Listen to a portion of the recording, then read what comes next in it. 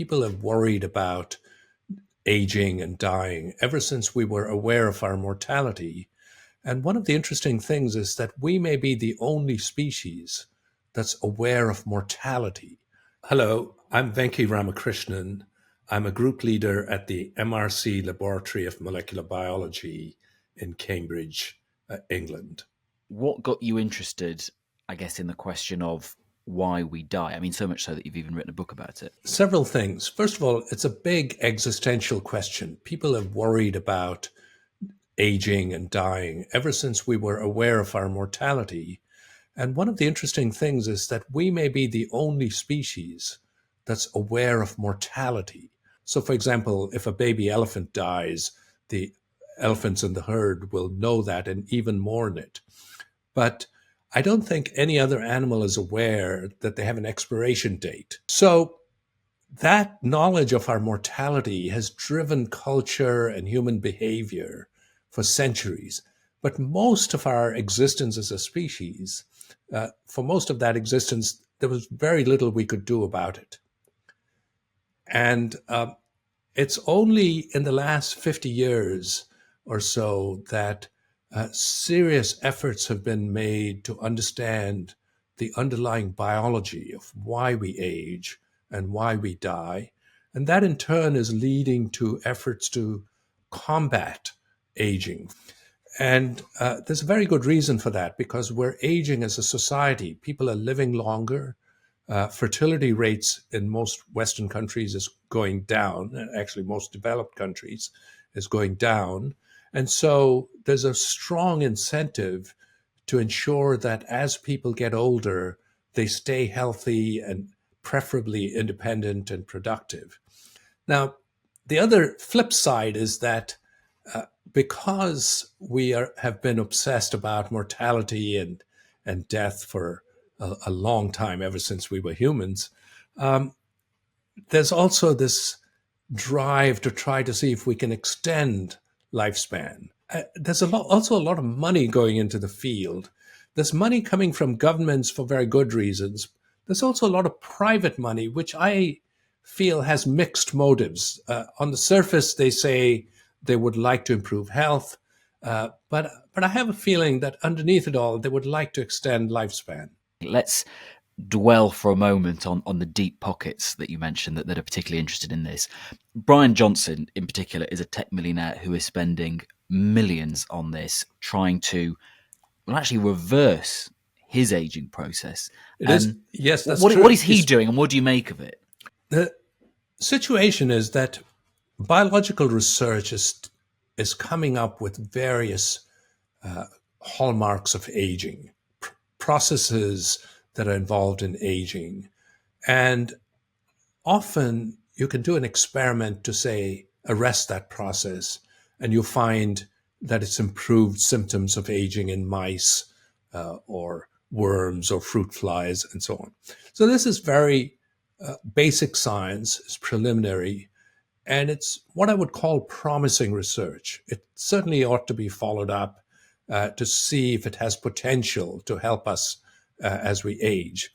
But what has happened is that there are companies as well as individuals that don't want to wait for proper trials on humans to determine efficacy, safety, dosage, all of those things, and long-term effects.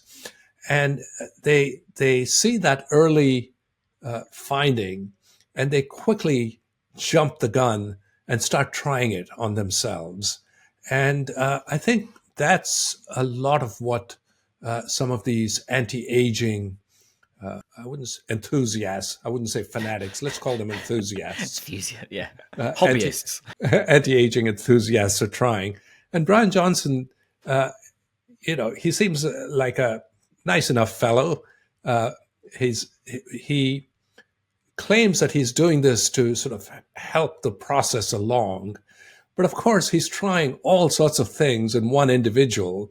That is not the way you would do a scientific experiment. What kind of things, and where are they on the spectrum of promising, as you put it, and bonkers at the other end? Well, he does a lot of measurements of aging because people have come up with various markers of aging. We all know that we don't age at the same rate. And in fact, it's true that even our organs within a single individual don't necessarily age at the same rate. Anyway, so getting back to Bryan Johnson, one of the things he tries is, I believe he tries caloric restriction, which is certainly shown to improve lifespan and health in animals.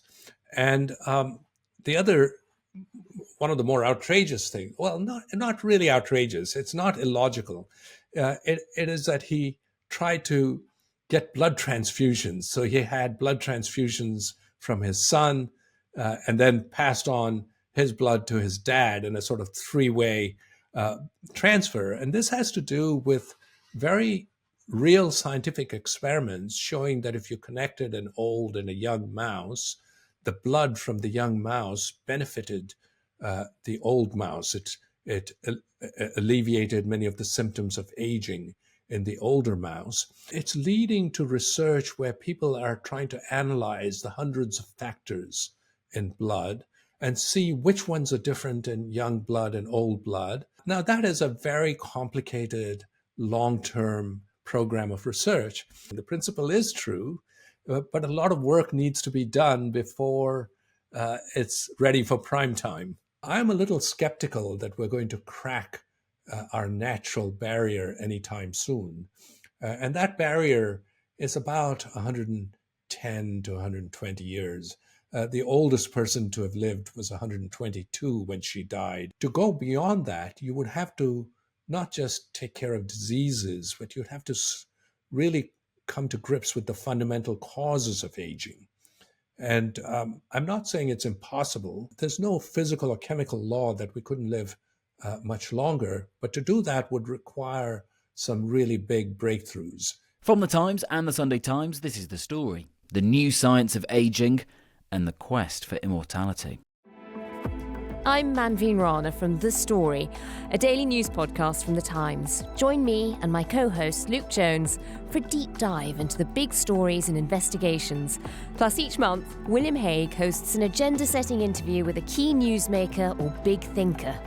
That's The Story, The Times daily podcast that brings you one remarkable story told in depth. Listen every weekday on The Times radio app or wherever you get your podcast.